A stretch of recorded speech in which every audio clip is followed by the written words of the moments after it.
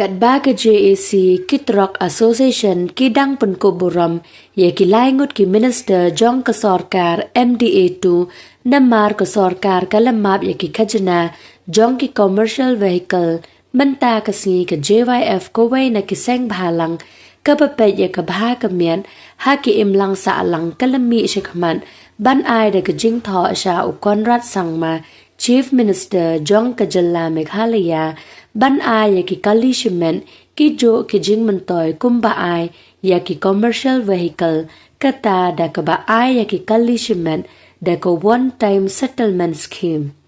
ka seng kalong balada ka sorkar jilla ka ai ya ka ne ka scheme ya ki kali shimet kan long ka jing mentoy ya ki babon ki bom la shu ban su ya ki kot kali jong ki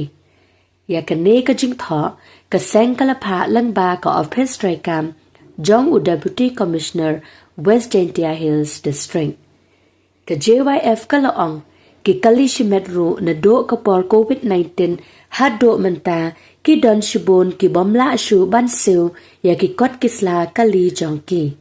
Kumta ka seng kala kyntu bat kerpat ya ki bor sorkar ban perkat lam ya ki bat ban map ru ya baro ki khajna jong ki kali shimet. Ya kene ka jing tho ka seng JYF kala ai kopi ru sha uba Preston Tinsong Deputy Chief Minister bat sha uba snyau bahalang dahar Deputy Chief Minister Jong Kajalla Meghalaya. Kene ka long kat kum ka jing palet kubor uba OL Taryang President rangba ka JYF bat uba Oswald B Nampui General Secretary JYF.